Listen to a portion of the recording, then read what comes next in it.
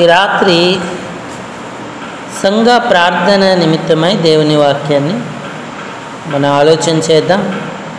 కీర్తనల గ్రంథం 4వ కీర్తన.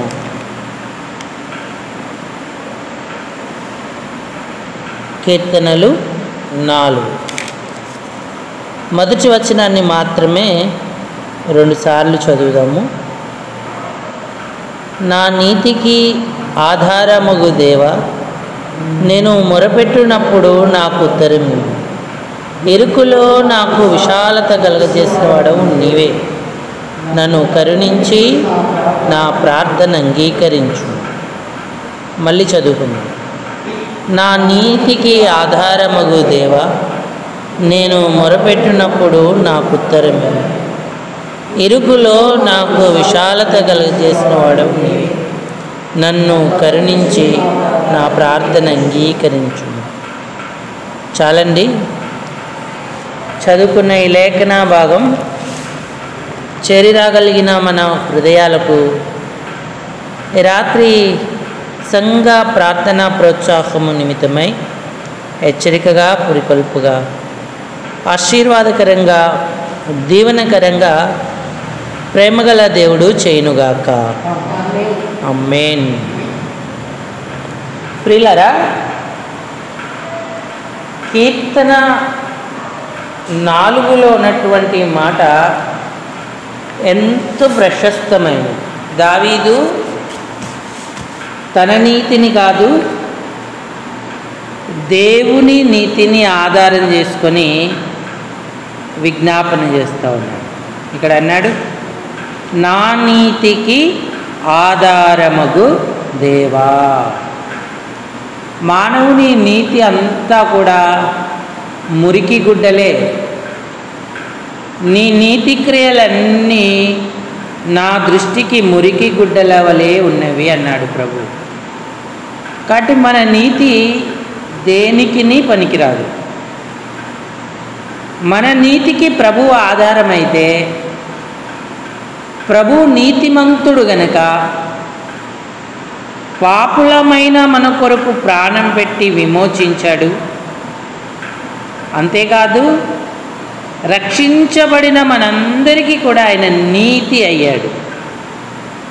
ఎప్పుడైతే ఆయన నీతిని ఆధారం చేసుకొని మొరపెడతామో అప్పుడు ఆయన మనకు తప్పక ప్రత్యుత్తరం ఇస్తాడు. ఎందుకంటే దేవుడు దయగల వారి ఎడల దయచూపువాడు అన్నాడు. ప్రార్థనకి పునాది సద్భావమే.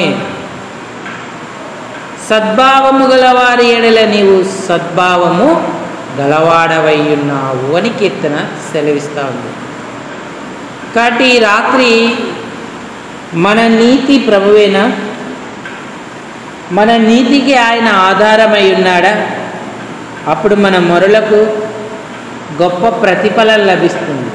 ప్రతి సమస్యకి 2 పరిష్కార మార్గాలను ప్రభు చూపిస్తాడు. మొదటి పరిష్కార మార్గం ఏంటంటే, ఇరుకులోనే విశాలత కలగజేస్తాడు.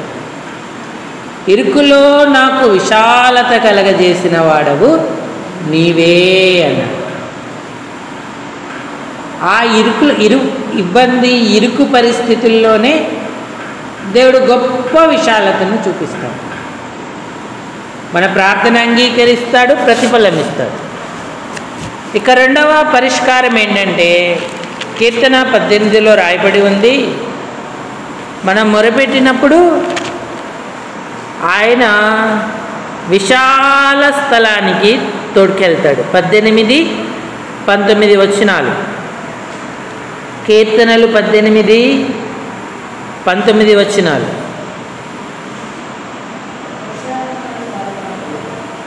18 చదవండి. ఆపత్కాలమందు వారు నా మీదికి రాగా, యెహోవా నన్ను ఆదుకొనెను. విశాలమైన స్థలమునకు ఆయన నన్ను తోడుకొని వచ్చును అన్నాడు. ఇవే 2 పరిష్కారాలు ప్రతి సమస్యకు ఉన్నాయి.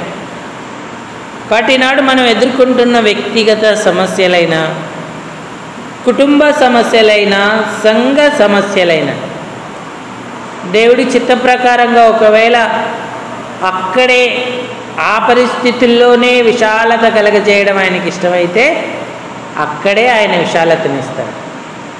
లేదు ఇక్కడ వద్దు అనుకుంటే ఆయన విశాలమైన స్థలానికి లేదా శ్రేష్టమైన అనుభవానికి మనల్ని ఆయన తోడుకొని పోయేవాడిగా ఉంటాడు.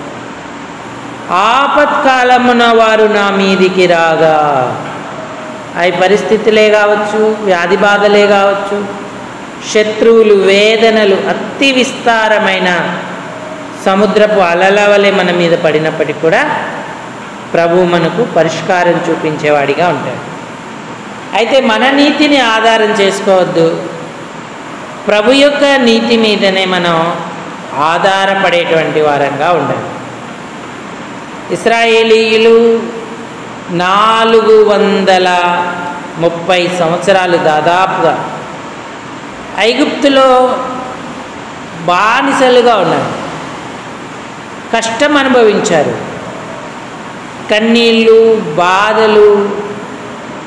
ఫరో వారి ఎడల యుక్తి చేశాడు, ఎంతో పన్నాగాలు పన్నాడు. మగపిల్లవాడైతే చంపేయండి అన్నాడు, అది వీలు కాలేదని నదిలో పారేయండి అన్నాడు.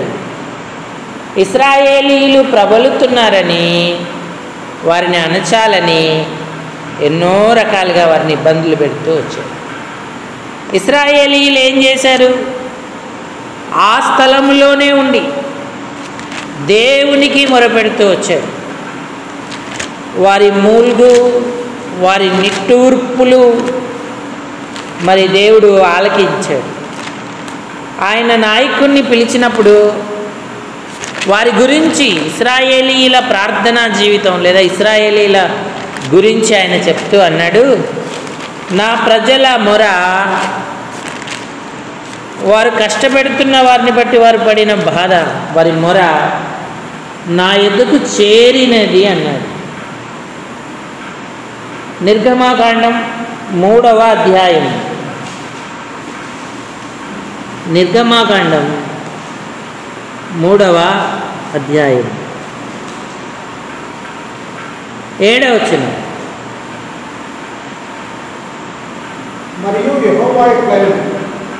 మరియు యెహోవా ఇట్లనెను, నేను ఐగుప్తులో నా ప్రజల బాధను నిశ్చయముగా చూచితిని, నా ప్రజల బాధను నిశ్చయముగా చూచితిని. పనులలో తమ్మును కష్టపెట్టు వారిని బట్టి, ఆ పనులలో తమను కష్టపెట్టు వారిని బట్టి వారు పెట్టిన మొరను వింటిని, వారి దుఃఖములు నాకు తెలిసేయున్నవి అన్నాడు. ఇంకా 2వ అధ్యాయంలో కూడా 23వ వచనంలో రాయబడి ఉంది, అలాగున అనేక దినములు జరిగిన మీదట ఇశ్రాయేలీయులు తాము చేయుచున్న వెట్టి పనులను బట్టి మొరపెట్టుచుండగా తమ వెట్టి పనులను బట్టి వారు పెట్టిన మొర దేవుని యొద్దకు చేరెను. కాగా దేవుడు వారి మూల్గును విని అప్పుడు మోషేను ఏర్పరచుకున్నాడు. ఇశ్రాయేలీలను దేవుడు చూచాడు, జ్ఞాపకం చేసుకున్నాడు, వారి యందు లక్ష్యముంచెను అన్నాడు. మొర విన్నాడు, మూల్గు విన్నాడు, బాధలు చూశాడు, వారి దుఃఖములు నాకు తెలిసేయున్నవి అంటారు. ఇరుకులో ఉన్నారు వీరు, వీరి పరిష్కారం కొరకు దేవుడు నాయకుడిని ఏర్పరిచాడు, గొప్ప పరిష్కారం చూపించాడు. వారు ఐగుప్తులో అద్భుతాలు, ఎర్ర సముద్రాన్ని 2 పాయలు చేసి వారు ఊహించని రీతిగా విశాలమైన స్థలానికి తోడుకొని వచ్చారు. ఐగుప్తులో ఏదో చిన్న భూభాగం యోసేపు అప్పుడు ఇచ్చినప్పుడు అక్కడ వారు వాసం చేస్తూ ఆ ప్రాంతంలోనే వారు అభివృద్ధి చెందుతూ వచ్చారు. కానీ అతి విశాలమైన సారవంతమైన దేశానికి దేవుడు తీసుకొచ్చాడు. పాలు తేనెలు ప్రవహించు దేశానికి వారిని నడిపించాడు. ఇక్కడ ఇరుకు వేదనను తెలియజేసిన విశాలత మరొక శ్రేష్టమైన అనుభవాన్ని తెలియజేస్తూ ఉంది. కాబట్టి ఇశ్రాయేలీలు అప్పుడు దేవుని మీదనే ఆధారపడ్డారు. కొన్ని పరిస్థితులు వారి జీవితాలలో అజ్ఞాన దశలో ఉన్నట్టుగా ఉన్నప్పటికీ కూడా దేవుడిచ్చిన నిబంధన, దేవుడు చేసిన వాగ్దానాలను వారు జ్ఞాపకం చేసుకుంటూనే ఇశ్రాయేలీల దేవునికి మొరపెట్టుకున్నారు. ఆయన విశాలమైన స్థలానికి వారిని తోడుకొని వచ్చాడు. వారి కొరకు బండను చీల్చాడు, నీళ్ళనిచ్చాడు, ఆకాశం నుంచి ఆహారం ఇచ్చాడు, పగలు రాత్రి కాపుదలనిచ్చాడు, ప్రతి కీడు తప్పించాడు. కానీ దేవుడు ఆయనను ఆధారం చేసుకొని పెట్టే మొరకు ఎంతో ప్రాముఖ్యతనిస్తాడు. ఒకవేళ వెంటనే పరిష్కారం అవ్వట్లేదని మనం అనుకున్నా దేవుడు ఖచ్చితంగా కార్యం చేసేటువంటి వాడిగా ఉంటాడు. విశాలమైన స్థలానికి నన్ను తోడుకొని వచ్చితివి అని ఇశ్రాయేలు ఆయనను గురించి గానం చేయడానికి గొప్ప ఆధిక్యత వారికి లభించింది. ఈనాడు మన పరిస్థితుల్లో దేవుడు ఏదైనా పరిష్కారం చూపించవచ్చు. ఒకవేళ మన స్థితిగతులను బట్టి మనం మొరపెట్టుకున్నప్పుడు ఆయన ఆలకించు విశాలమైన స్థలానికి, అంటే శ్రేష్టమైన అనుభవానికి మనల్ని ఆయన నడపచ్చు. ఇది పరిష్కారాలలో ఒకటి. రెండవది, ఇరుకులోనే విశాలత కలగజేస్తాడు. ఆయన ఎక్కడికి కదల్చడు, ఏ కొత్త అనుభవం ఉండదు, కానీ అందులోనే దేవుడు మనకు మరి విశాలతను చూపించేవాడిగా ఉంటాడు. కీర్తన 4:1 మనం చదువుకున్నట్టుగా కీర్తన 4:1 చదువు.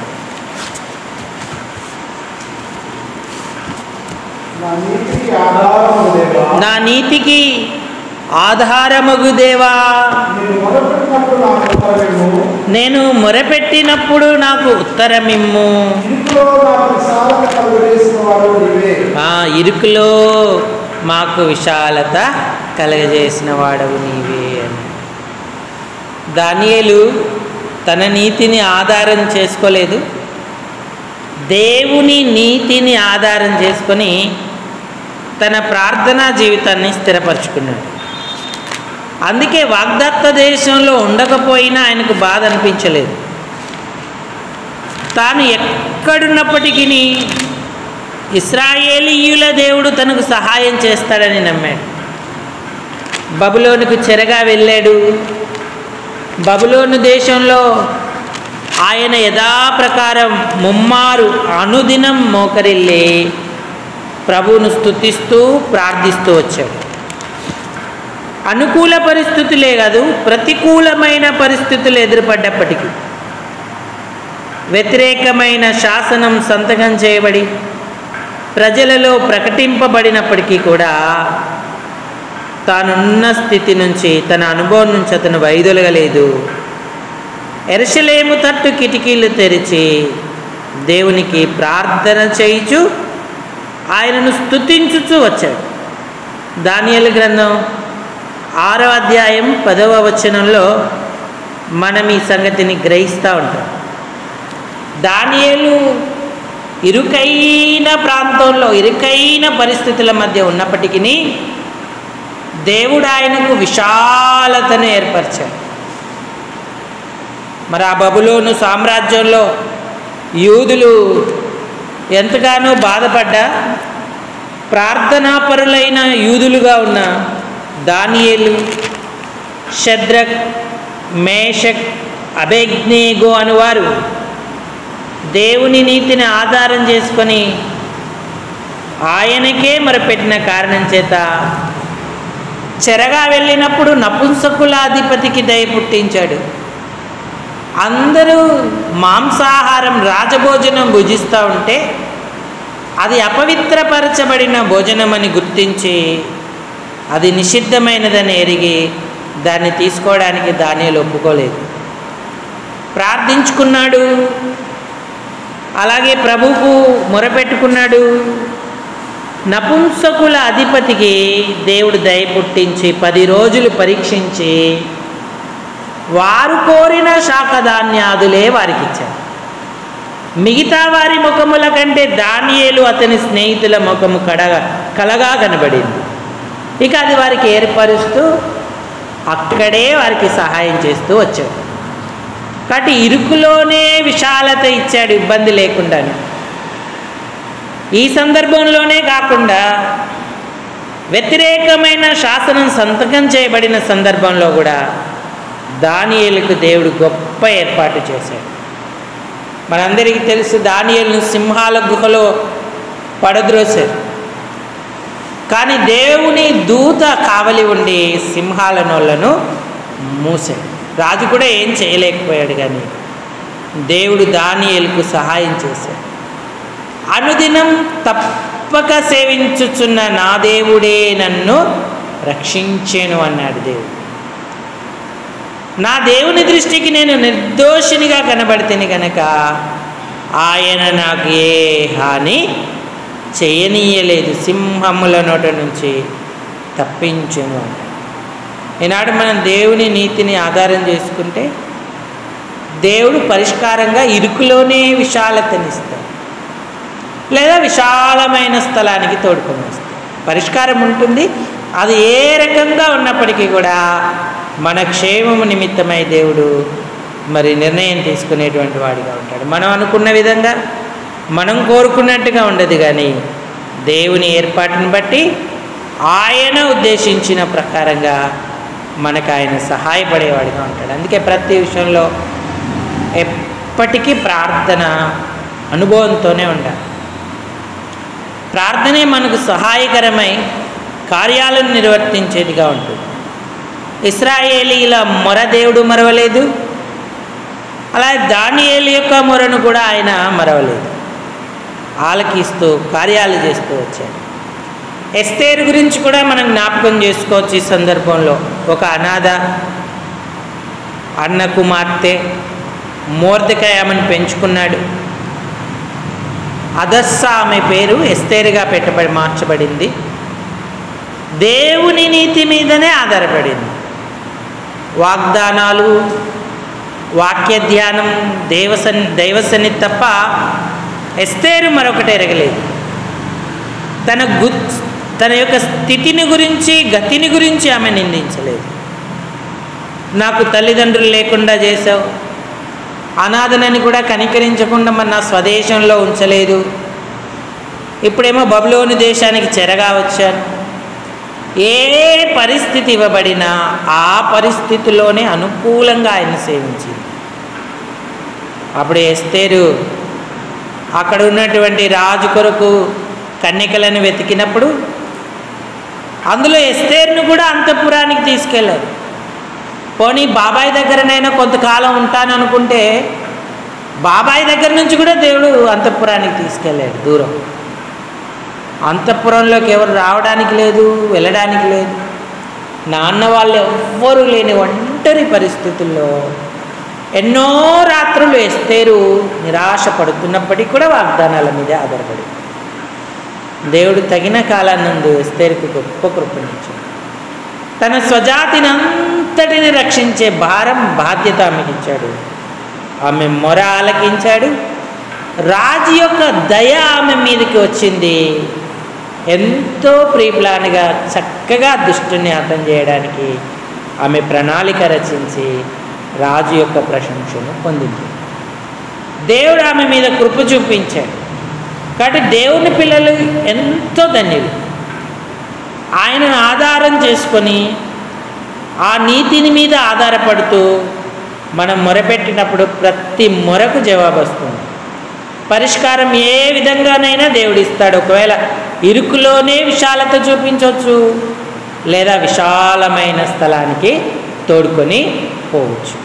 కాబట్టి పరిష్కారం ఉందనే నిరీక్షణ, విశ్వాసం మనకుంటే మొరపెట్టుకోవడానికి ఎప్పుడు కూడా వెనకడుగు వేయం. వ్యక్తిగతంగా కానీ, కుటుంబముగా కానీ, సంఘముగా కానీ మన మొరలు ఎప్పుడూ ప్రభు సన్నిధిని ఉంటాయి. దేవునికి ప్రార్థిస్తూ విజ్ఞాపన చేస్తూనే ఉంటాం.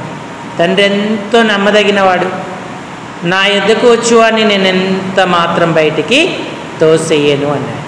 కాబట్టి అలాంటి శ్రేష్టమైన అనుభవంలో మనం వెళ్తున్నామా? మన ప్రభువుని నమ్ముతున్నామా? తప్పక దేవుడు నాకు పరిష్కారం చూపిస్తాడు, అది ఏ దిశలోనైనా చూపిస్తాడని మన విశ్వాసంతో ఉన్నామా? అప్పుడు మన కార్యాలకు ప్రతిఫలం దొరుకుతుంది. ఎందుకంటే నీతి ఎంత ముఖ్యమో విశ్వాసం కూడా అంతే ముఖ్యం. నీతి విశ్వాసాలే మన ప్రార్థనకు బలమవుతాయి, రెక్కలవుతాయి. అవి అనుకున్నమైన గమ్యం వైపు అవి వెళ్తాయి. అందుకే హెబ్రీ పత్రిక 11వ అధ్యాయంలో అన్నాడు, దేవుని యొద్దకు వచ్చువాడు ఆయన ఉన్నాడనియు తన్ను వెదుగువానికి ఫలము దయచేయునని నమ్మవలెను కదా అన్నాడు. హెబ్రీ పత్రిక 11వ అధ్యాయం 6వ వచనం. హెబ్రీ పత్రిక 11వ అధ్యాయం 6వ వచనం.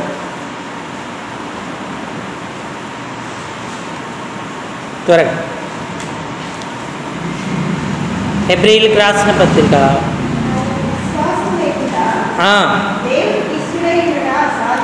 విశ్వాసం లేకుండా దేవునికి ఇష్టుడైండుట అసాధ్యం. దేవుని దగ్గరకు వచ్చువాడు ఆయన ఉన్నాడనియు తనను వెదుగుతున్న వారికి ఫలము దయచేయుననియు నమ్మవలెను కదా. నమ్మకుండా ఎలా ప్రతిఫలం పొందుతాడు? ఒకటి, ఆయన నీతిని ఆధారం చేసుకోవాలి. రెండవది నమ్మాలి అన్నాడు. మరి ఎస్తేరు నమ్మింది, ఆయన నీతిని ఆధారం చేసుకుంది. దానియేలు నమ్మాడు, ఆయన నీతిని ఆధారం చేసుకున్నాడు. ఇశ్రాయేలీయులు నమ్మారు, ఆయన నీతిని ఆధారం చేసుకున్నాడు. దేవుడు వారికి పరిష్కారం చూపించాడు. ఇరుకులో ఉంటే అక్కడే విశాలతనిచ్చాడు, లేదా విశాలమైన స్థలానికి దేవుడు తోడుకొని. కాబట్టి ఈ తలంపులను జ్ఞాపకం పెట్టుకుందాం. ప్రభా, మాకు కూడా సహాయపడు, మా పరిస్థితులన్నింటిలోనూ తప్పక పరిష్కారం చూపు. నేను నమ్ముతున్నాను, నీ నీతినే ఆధారం చేసుకుంటున్నాను. ఎస్తేరు దానియేలు వలె, ఇశ్రాయేలీయుల వలె నా మొరను ఆలకించి నాకు కృప చూపు అన్నాడు. తలంపులను దేవుడు దీవించునుగాక. అందరి తలలు వంచి కళ్ళు మూసుకోండి, ప్రార్థనలోకి వెళదాం.